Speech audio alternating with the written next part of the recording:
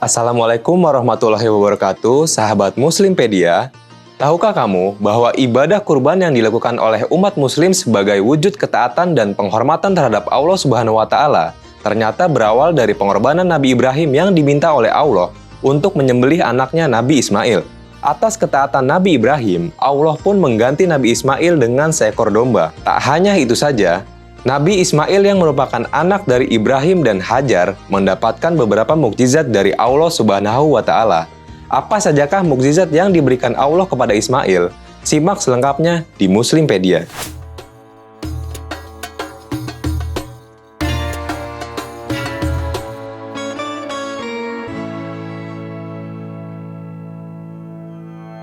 Yang pertama, muncul mata air Zam-Zam. Saat Ismail lahir, Siti Hajar dan anaknya harus berpindah-pindah tempat. Mereka pun tiba di perbukitan yang gersang. Nabi Ismail yang masih bayi pun menangis kelaparan. Namun, air susu Siti Hajar tak keluar sama sekali karena tak ada makanan ataupun minuman yang bisa dikonsumsi olehnya. Kemudian, Hajar pun berlari ke sana kemari hingga 7 kali bolak-balik di antara Bukit Safa dan Marwah untuk mencari air. Namun, tak kunjung menemukan air. Siti Hajar pun mencoba berteriak mencari bantuan, barangkali ada orang yang lewat di sekitar sana. Akan tetapi, kondisi di sana sangatlah sepi. Siti Hajar pun hampir putus asa karena tak kunjung menemukan air. Teringat Ismail, Siti Hajar pun bergegas menuju Nabi Ismail. Sesampainya di sana, Siti Hajar dibuat terkejut dengan sebuah mata air jernih yang mengalir dari ujung kaki Nabi Ismail. Air tersebut terus mengalir hingga membentuk genangan. Siti Hajar pun meminum air tersebut dan kembali menyusui Nabi Ismail hingga perutnya kenyang. Siti Hajar pun menyebutnya dengan air Zam-Zam. Hingga kini, air Zam-Zam terus mengalir dan dapat dirasakan oleh seluruh orang di dunia. Yang kedua, selamat dari sembelih kurban. Pernikahan Nabi Ibrahim dan Siti Hajar pun dikaruniai seorang putra yang diberi nama Ismail. Saat Ismail lahir, Ibrahim pun sudah berusia 86 tahun. Nabi Ibrahim pun mendidik Ismail dengan sangat baik sehingga menjadi seorang anak yang soleh.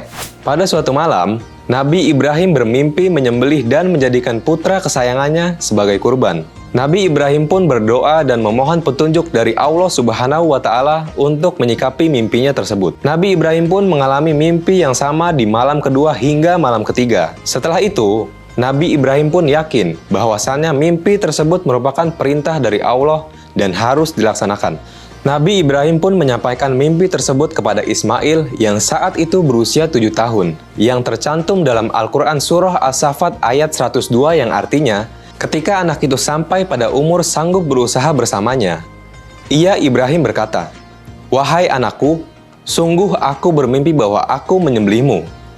Pikirkanlah bagaimana pendapatmu." Dia Ismail menjawab, "Wahai ayahku, lakukanlah apa yang diperintahkan Allah kepadamu.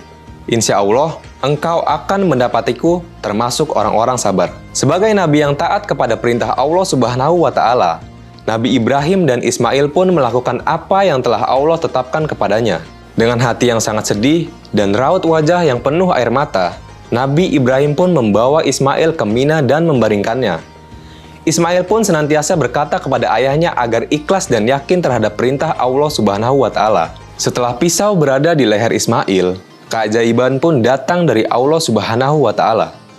Pisau tersebut tak dapat melukai Ismail. Hal tersebut pun terjawab dalam surat As-Saffat ayat 104-108 yang artinya, "Lalu kami panggil dia, 'Wahai Ibrahim, sungguh, engkau telah membenarkan mimpi itu.